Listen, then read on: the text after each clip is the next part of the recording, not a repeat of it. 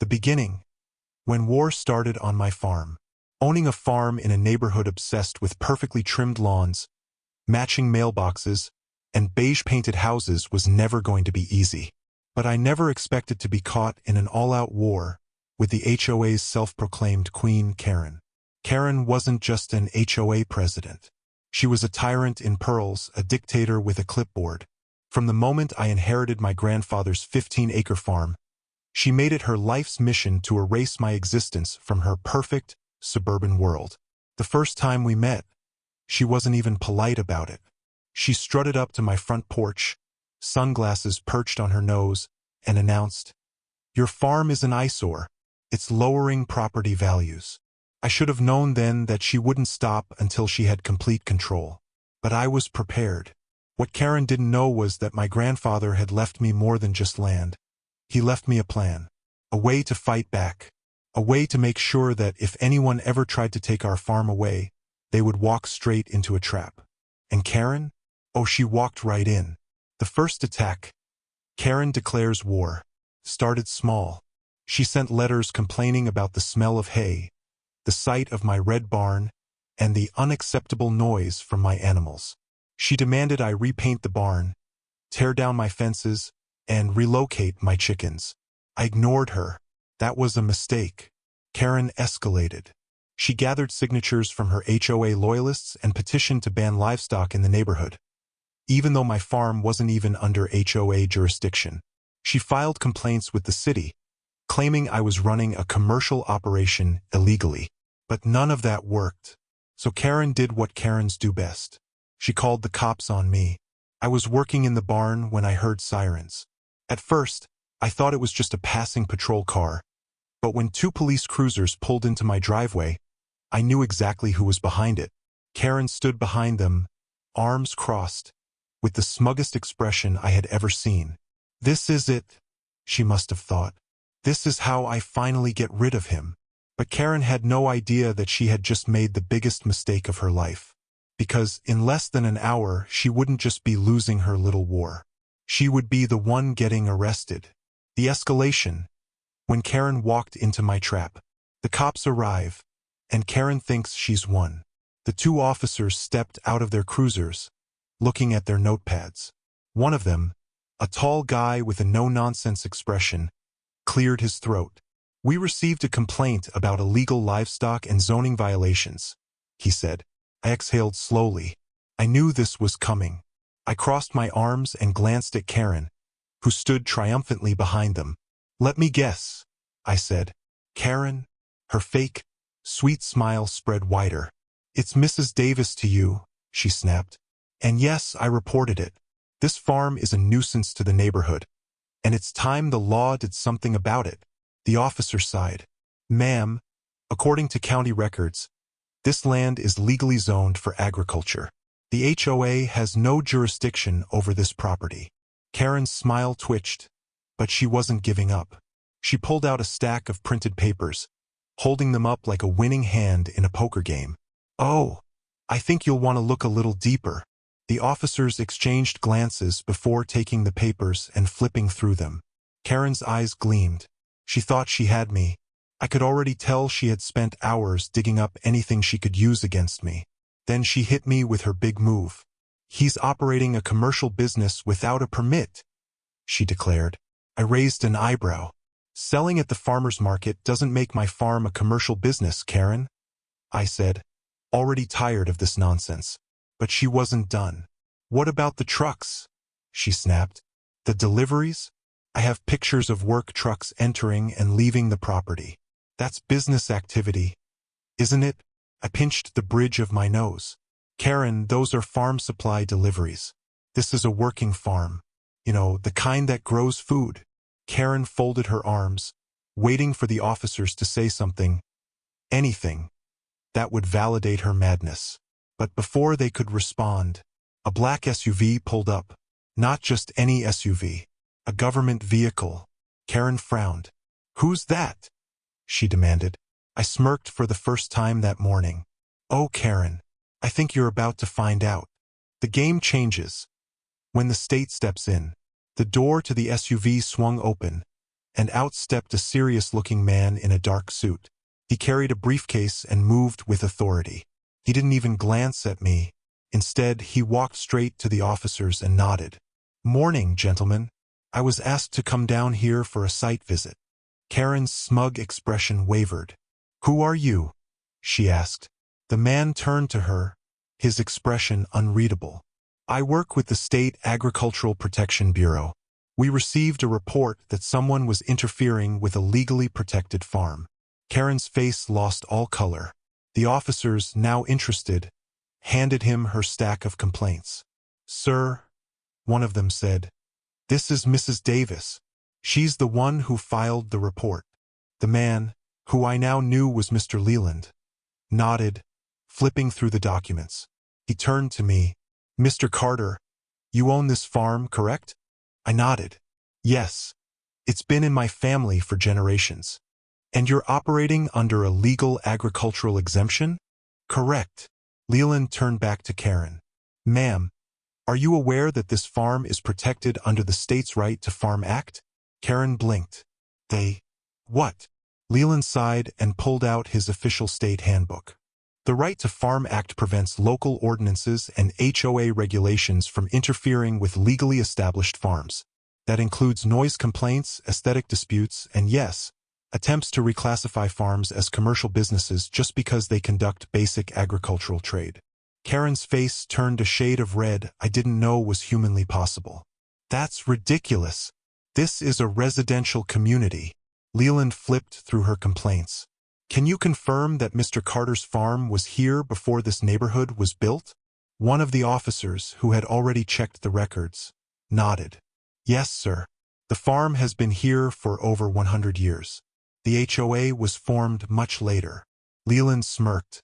"Then by state law, this farm has more legal standing here than your HOA." You could hear a pin drop.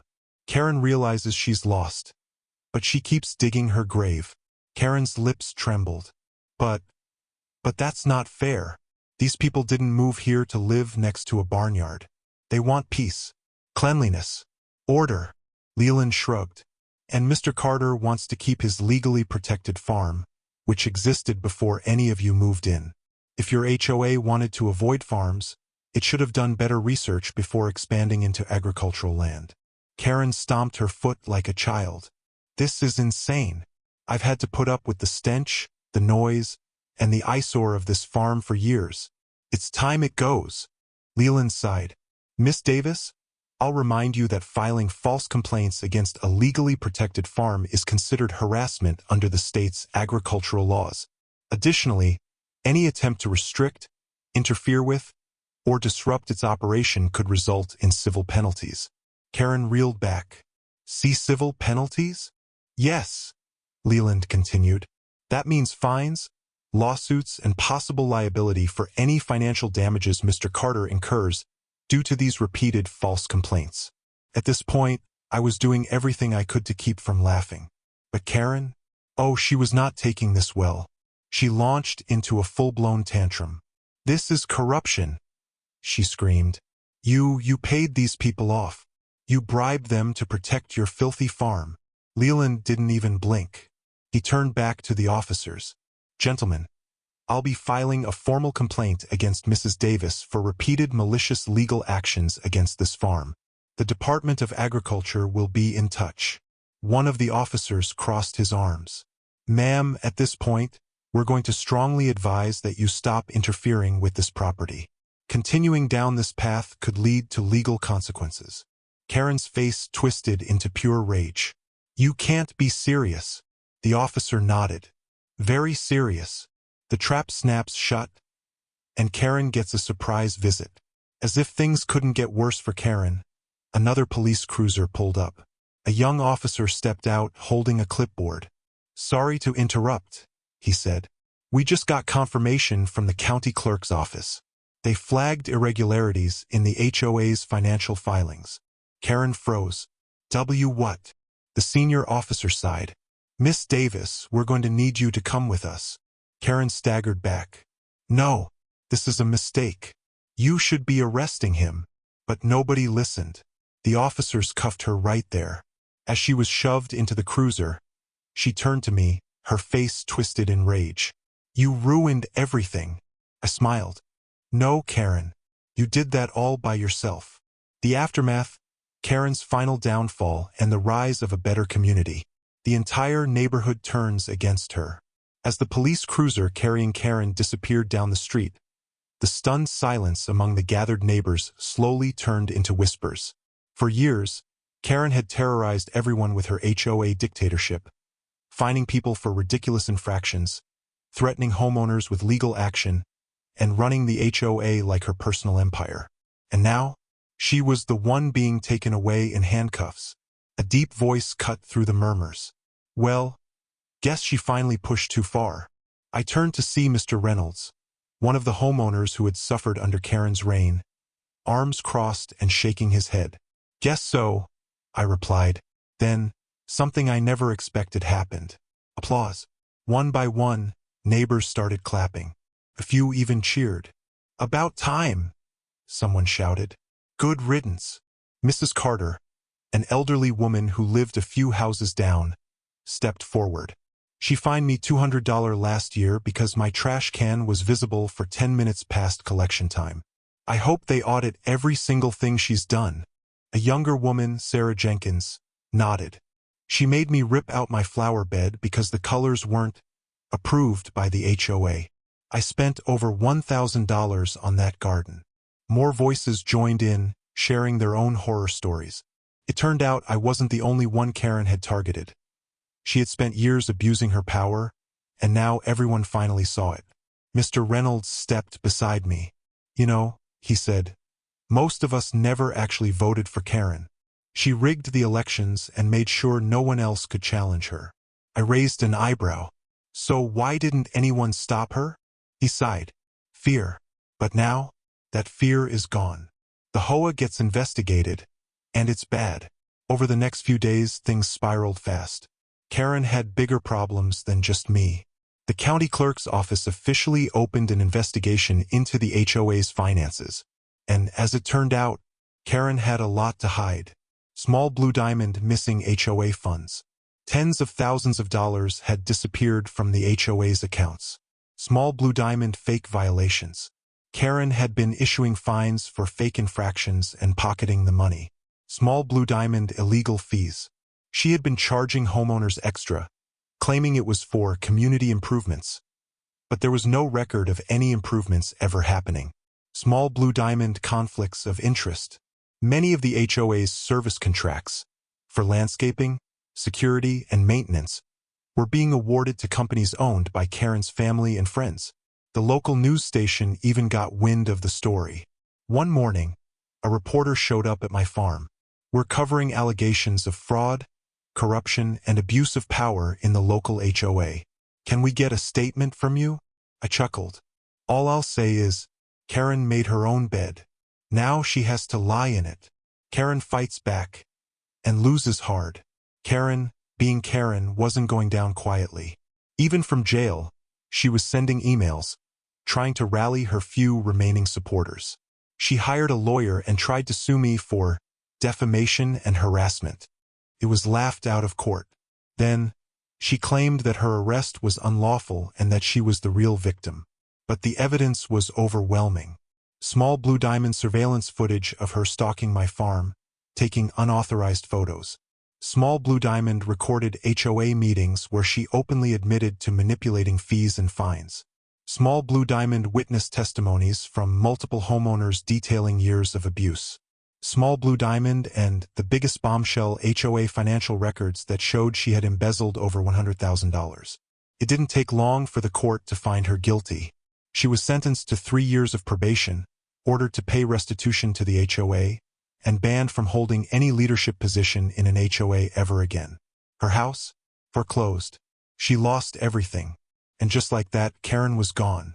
Rebuilding the community, a new beginning. With Karen out of the picture, the neighborhood finally had a chance to heal.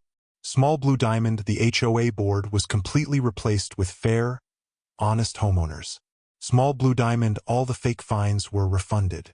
Small Blue Diamond, new rules were put in place to prevent abuse of power. Small Blue Diamond, the HOA's financial records became public to ensure total transparency. And most importantly, Small Blue Diamond, the ridiculous restrictions were overturned. People could finally paint their houses whatever color they wanted, plant the flowers they loved, and live in peace. As for my farm, Small Blue Diamond, I expanded my produce stand and began hosting weekly farmers markets. Small Blue Diamond, my neighbors started shopping from me, supporting local agriculture.